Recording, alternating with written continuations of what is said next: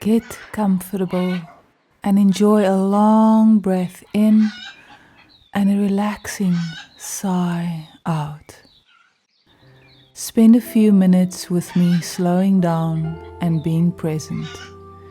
Do watch till the end as all the little stories tie up.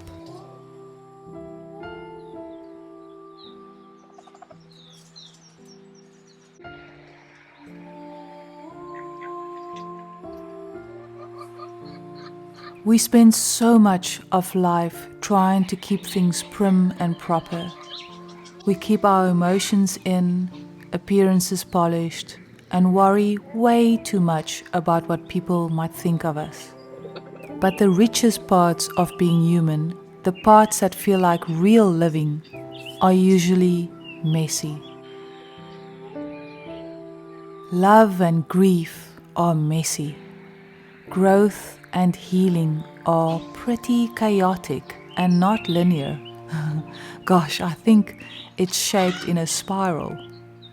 And joy? Joy is wild. It spills over the sides, and even that we're embarrassed to express. Joy doesn't wait for things to be perfect.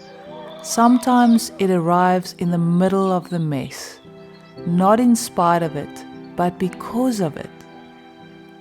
Think of children and ducks playing in mud, utterly absorbed, faces smeared, cleanliness of clothes and feathers ignored, joy uncontainable. They're not worried about the cleanup. They're not ashamed of the dirt. They're alive in it, free. Somewhere along the way, we started to believe we needed to be presentable before we can be happy. We have to have all our ducks in a row before we are worth anything to society. But joy isn't a reward for perfection. It's a companion for the whole journey. To embrace joy in the mud is to give yourself permission to be fully human. It's saying, this is perfect, even with the stains and splatters. It's letting the laughter come even as the tears are drying. It's loving yourself not once you've got it all together, but exactly as you are. And boy, do I know this is easier said than done. So how can we let go and get dirty and let life be lived as it is? How can we judge ourselves and therefore others less? We do not have to be perfect to be whole. The mud and the mess might just be the most sacred place of all.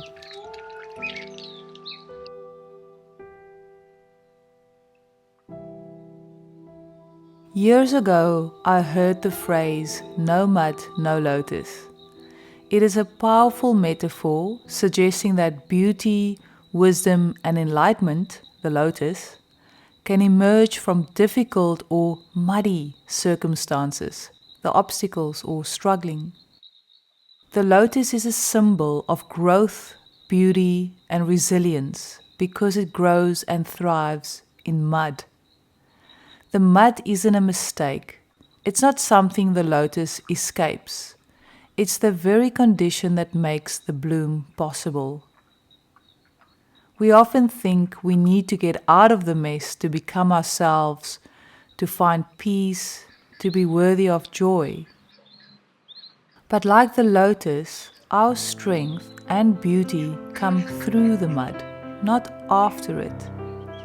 The hard seasons, the confusion, the failures, the heartbreaks, the hurt, these are also nutrients.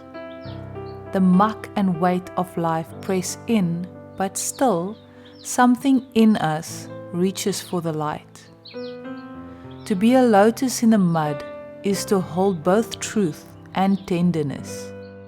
It is the quiet power of choosing to unfold even in the midst of difficulty. It's dignity that doesn't depend on polish. Grace that doesn't require ease. The mud doesn't define the lotus, but it is part of the story, and it's the same with us. Our struggles are not stains on our worth. They are the very soil of our becoming and are a part of what shapes us.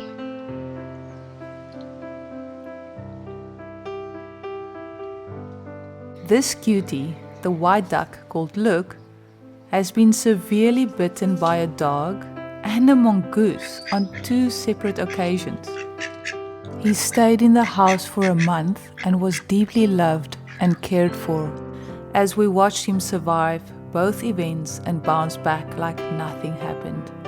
This little dude has been such a warrior and has shown me the real meaning of resilience, strength, and grace.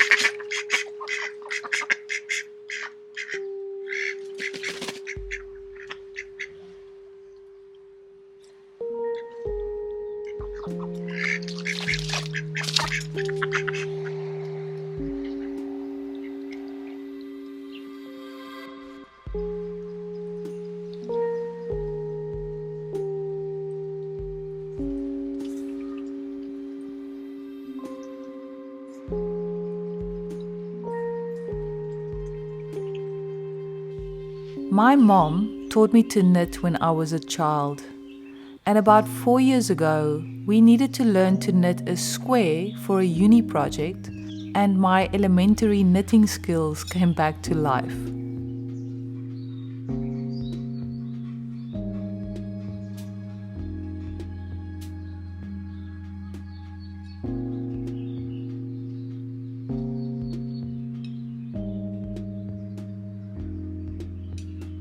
I really dislike using wasteful plastic, non-biodegradable dish sponges, or any sponges for that matter. So my solution was to knit my own with jute, which is a biodegradable and natural material that breaks down naturally over time, unlike synthetic plastics.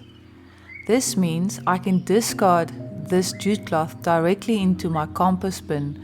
It will return to the earth with a minimal ecological footprint, making it an environmentally friendly alternative to plastic.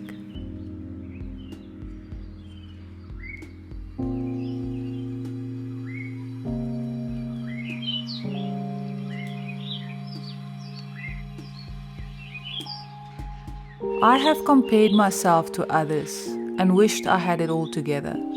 I wished I had an easier childhood, am less intense, and had less spikes of ups and downs.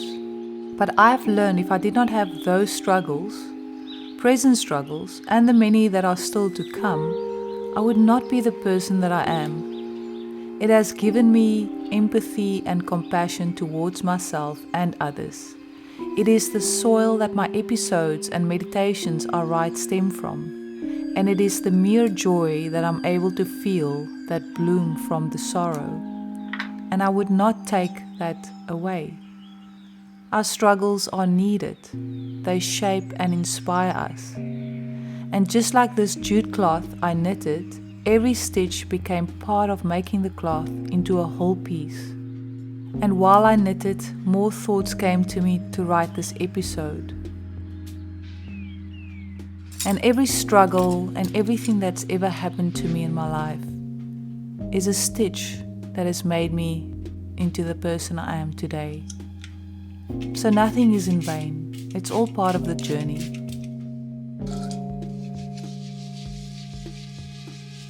So when you're knee-deep in the mess, when nothing feels clear and the way forward is murky, remember the lotus. Remember that beauty can rise from the darkest waters.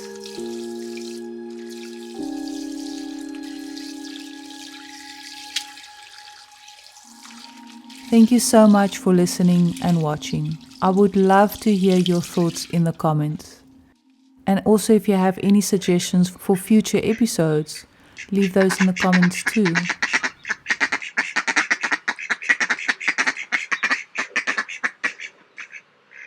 Lots of love.